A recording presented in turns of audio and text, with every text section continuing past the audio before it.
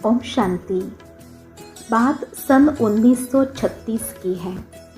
बाबा सत्संग कराते थे, तब अनेकों को स्वर्ग के देवी देवताओं का साक्षात्कार होता था। सत्संग बढ़ता गया और ऑलमाइटी बाबा ने अर्थात शिव परमात्मा ने पवित्रता की धारणा सिखाई, शुद्ध खानपान का महत्व बताया। सत्संग में आने वालों के पवित्रता की धारणा के कारण हंगामे हुए।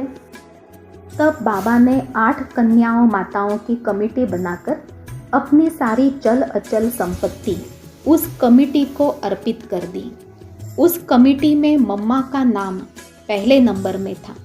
बाबा ने सत्संग में आने वाली कन्याओं माताओं को अपने घर वालों से अनुमति पत्र लाने के लिए कहा, जिसमें यह लिखा रहता था कि मैं अपनी बेटी को या पत्नी को ओम मंडली माता के पास या ओम राधे के पास ज्ञानामृत पीने पिलाने की खुशी से छुट्टी देता हूँ।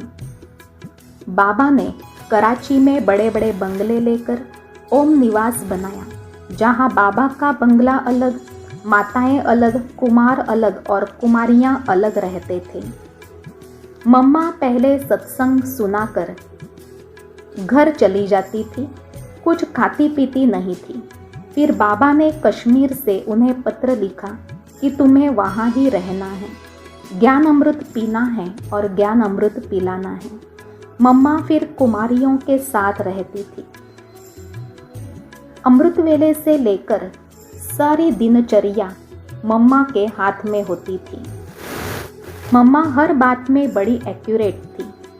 उन्होंने सब्जी साफ करना, अनाज साफ करना, यह सेवा सब पहले खुद करके औरों को सिखाया। मम्मा हर बात को, हर व्यक्ति को बेहद के रूप में देखती थी, इसलिए उनका भाव आदि और अनादि का होता था। हर एक के गुणों से वो प्यार करती थी।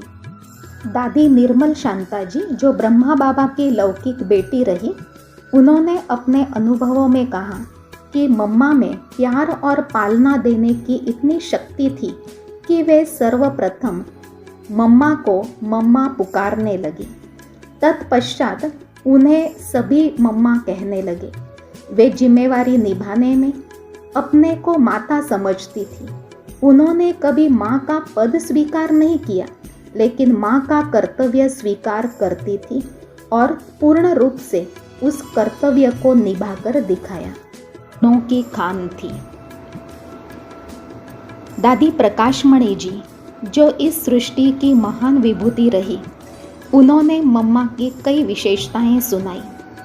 दादी जी ने कहा, कहते हैं गुणों की माला 36 गुणों की होती है।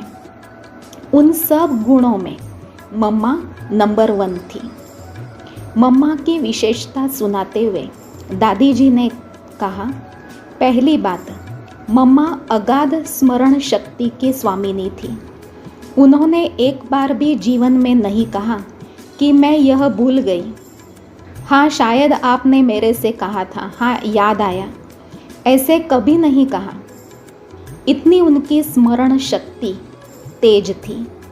बाबा की एक एक ज्ञान की पॉइंट सुनकर उसके 10 राज निकालकर सुनाती थी। बाबा से एक बार सुना और बुद्धि में छप गया। मम्मा की दूसरी विशेषता दादी जी सुनाते हैं, स्नेह की शक्ति। यज्ञ में मम्मा से बड़ी बहनें भी थी। उन सब के साथ मम्मा सखी बनकर भी रहती तो माँ बनकर भी रहती। सबको प्यार से ओतप्रोत करते हुए भी स्वयं उतने ही निर्मोही भी थी।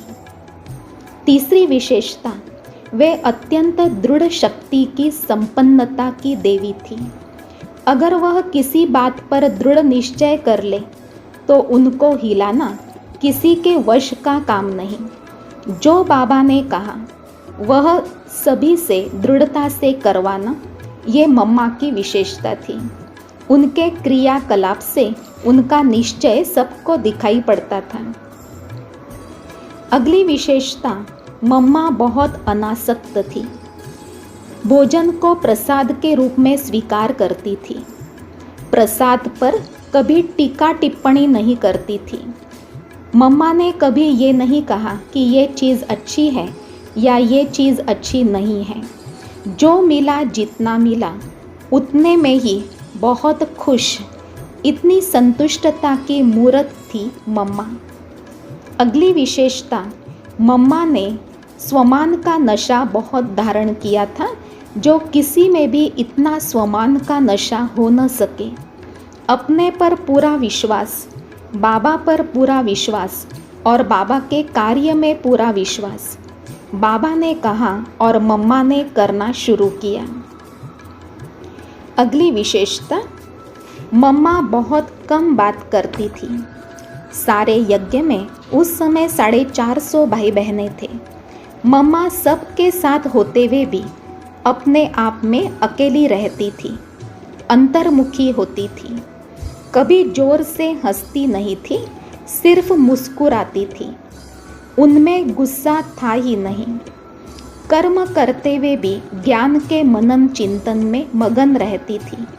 हंसी मजाक या व्यर्थ बातें करके उन्होंने कभी अपना समय व्यर्थ नहीं गंवाया।